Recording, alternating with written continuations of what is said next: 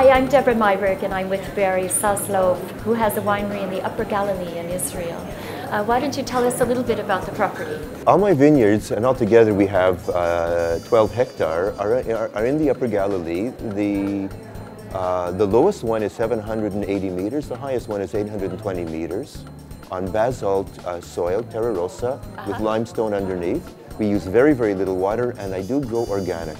I grow organic because I want to produce Israeli wine, and I believe the only way to produce Israeli wine is to allow the soil to talk, to allow the grapes to express from where they come from. Can you describe the style of wines that might be coming from the Upper Galilee? Very, very fruity, very, very complex, long-lasting, elegant, good color, good aging potential. Aging potential, as far as I'm concerned, in a good wine is if it can reach 10 years, that's good. Over that, it's starting to get old, but up to 10 years, it maintains the wonderful fruity character of the wines. You have a particular interest in the kitchen. Oh, definitely. My hobby is cooking. I find most of my working day trying to decide what I want to eat during the evening. I find that actually, when I go to most new wineries, the first question that I'll ask the winemaker is, do you enjoy cooking?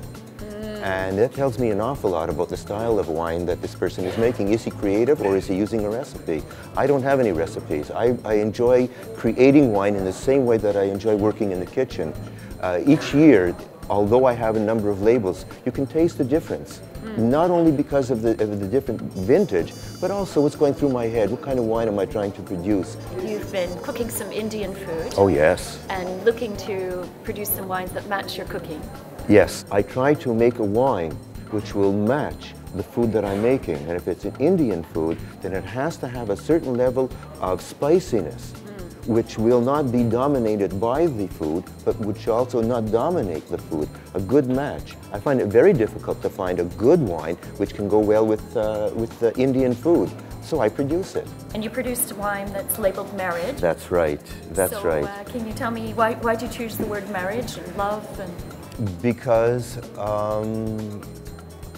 it's a typical Bordeaux blend in that there is the marriage between the Merlot and the Cabernet. But I also chose to add a little flavor to it. I also decided to add a little bit of Syrah. If I was to choose a proper name, a more correct name, I wouldn't call it marriage, I would call it ménage. Because you have the husband and wife, you have the Cabernet and the Merlot, but you also have the spice, Syrah. Yes. Yes, definitely, definitely, definitely. For people that are new to your wine, what would you tell them? Look for complexity.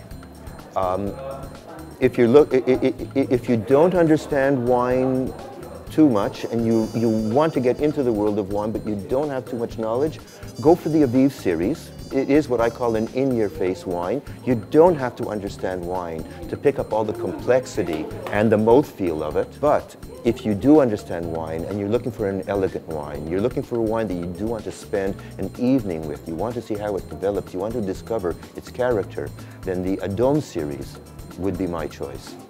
Well, excellent. I look forward to trying them with you. Thank you very much, Barry. And thank you.